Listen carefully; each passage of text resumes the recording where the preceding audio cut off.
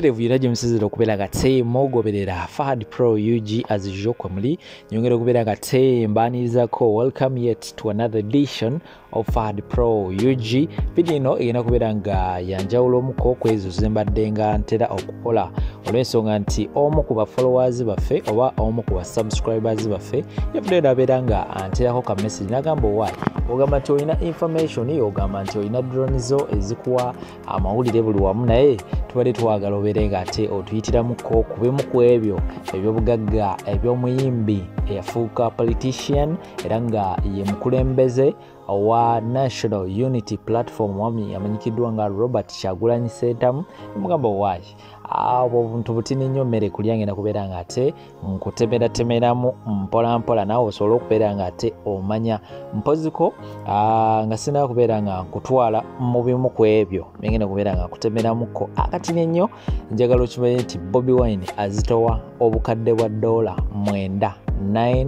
million USD dollars omwaka gwa 2024 era nga bamurankinze mu Africa yomu kuba musicians oba politicians abasinga okubeera nga balina sente empya enkadde era nga kijja kitya bino byonna ngenda kubeera nga tembi kuteberamu mpola mpola wano na wali naye nga sina kubeera nga tenkutwala eyo egalambire nga tenkujjukiza nti gumpya akatoyo gattako make sure you subscribe liking a video sharingirako ate abalala eyo nabo information eno nkiwa ya mugaso nnyo bajja kubeera nga bamanya omusajja Bobi Wine gwe balaba atera okwambala kofiira akamyufu awo ekamwokya azitowa kyenkana ki liking a video sharinga atanda kubeera nga subscribinga kujjukiza subscribe notification bell gikoneko ejja kubeera nga ekujjukiza buluwe naaba nkuleetera videos ekikabo ekiti ne videos endala zonna zonna notification ejja kubeera nga ejja waggulu awo nti kakati munaye kino kyekipya ekiriwo ate tekigana kubeera nga ogenda ku YouTube bere nga still osigala osearchinga because notifications sometimes zimanyi okubeera nga tezidelayinga so nze nga bwe nagamba nti buli dakiika mbayo n'akapya kembeera nkutereddeyo nojja genda ku YouTube oli osearchinge Fahad Pro UG Fahad PRO then UG ojja kubeera nga te onfuna buterevu kamere nga te nkutwala mu ka video kano.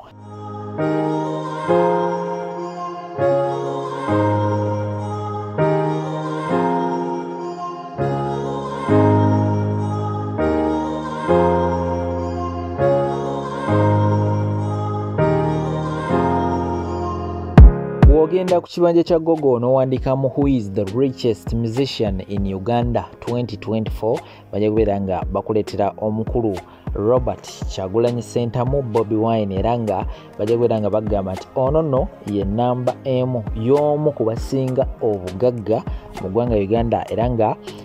wali bajja kubeera nga bakuleetera ekigambo ekigamba Bobi Wine ono azitowa million bana twogera ku million USD dollars tetwogera ku million ze Uganda twogera ku USD dollars azitowa obukadde 9 actually obukadde 9 ndowooza budget y'eggwanga obeetera kuba ku sente meka osobola nawe okubeera nga okubisakubisaamu awo n'olaba so omuntu omu yekayeka wat azitowa budget y'eggwanga lino Uganda ate n'okusingawo so kitegeeza nti bwe tuba tugabanyiza ebyobugagga bye omwaka sobola okubeera nga ate aliisa eggwanga Uganda lyonna oyo nno ye Robert Kyagulanyi Ssentamu gefunye omwaka guno bwe gubadde gutandika gavumenti ye UK yasobola okubeera nga evaayo nebeera nga emutonera ekirabo ekyenjawulo era nga yamuwadde private jet nga bwogenda okubeera nga te obiraba mu maaso awo yakoze very successful concert guno omwezi nga gugwako era naye mwasobola okubeera nga mugiraba ng'ennaku z'omwezi 2 concert neeyo yasitudde abanene bakuba no bemwasobodde okubeera nga te mulabako mu kamera waliwo abantu ababadde somewhere ate nga babadde banene bamaanyi era nga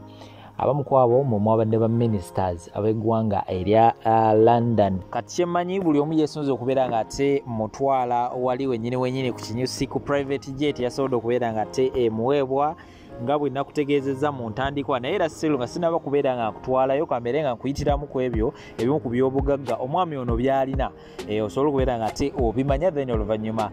nkawunzikire wali mu private jet alina Toyota Tundra era nga eno nno ndowooza yagyesonyiwa kubanga yagireka mu kibuga Arua oluvannyuma okubeera nga waliwo ensasage eyasobola okubeera nga te ebeerawo mu kibuga Arua nammwe gye mujjukira obulungi era nga eno yatwaliramu obulamu bw'omuntu mulamba omwami eyali driver we yali amanyikiddwa nga Yasini Kawuma alina busaabala era nga busaabala bimu ku bifo ebimu ku ebyo ebisinga okubeera nga te bikola ssente olw'ensonga kifo kiri mu kibuga wakati kyekisookera ddala ate nga kituuza abantu bayitirivu nnyo abantu b'enjawulo bakolerako obubaga bwabwe bakolerako emikolo waliwo abajja okubeera nga te bakiringirayo abalala baba bazze kubeera nga te balya ku kyennyanja abateekerayo ebivulu so nakyo kimuleetera ku kasente akawera alina Semakokiro Plaza era nga eri mu kibuga Kamwokya era nga emuleetera nayo kasente akawerako kakati no alina Cadillac eyo no gye mwawulira Shiba Kalungi ng'ayimbako zi Cadillac z'abalamuze alina Cadillac era nga kika kya Escalade era nga eno takyagivuga nnyo etera kubeera nga evaayo wali mu Masape wabayina ajatera okubeera nga te agenda katero gitambuliramuko nti oba agenda mu music webityo oba agenda ku bivulu naye engeri gyatakyali nnyo omuntu wa bivulu emotoka eno eri mu parking takyagikozesa nnyo naye nga nayo ya bbeeyi alina speedboat era nga naye atera okubeera nga agitambulirako era nga kyekiri kye yayimbako n'agamba nti ne ku mazzi nako bapoyerako alina UBJ Land Cruiser Bulletproof UBJ mwena gye mumanyi obulungi era nga emotoka eno yamuweebwa oba yasondebwa abantu mu nsi yonna olw'ensonga nti omuntu waabwe bali bamwagala nnyo nga batya nti ayinza okubeera nga atuusibwako obulabe obw'enjawulo nga basinziira ku ebyo ebyaliwo mu kibuga Arua n'ebyo ebimu ku ebyo ebyagenda mu maaso mu campaign mu 2020 ne 2021 so basobola okubeera nga te bamuyiwamu ako ka UBJ era nga nayo ya bbeeyi era nga bwenatandika okubeera nga nayo ngikutemeratemera ebimu ku ebyo obusobozi bwayo byesobola okubeera nga te ekola ojja okubeera nga te weewuunya Bobi Wine kikyali kabwe nakutegeeza mu ntandikwa Bobi Wine yasobola okubeera nga te aweebwa private jet era nga private jet eno etuuza wakati w'abantu 10 ku 15 eno no yamuweereddwa ojja kwebuuza lwaki yamuweereddwa Bobi Wine buli wabadde atambula mu nsi ezo ez'abazungu sometimes ennyonyi zino zimanyi okubeera nga teziddireyingamuko oluusi n'akoowa ate atambula nnyo ndowooza mu wiiki mu Uganda muno ayinza okubeeramuko ennaku 2 naye nga ennaku ezisigadde abeera atalaga mu bifo eby'enjawulo so basobola okubeera nga bamuwa private jet eno esobola okubeera nga te emuyambako okubeera nga te emutambuza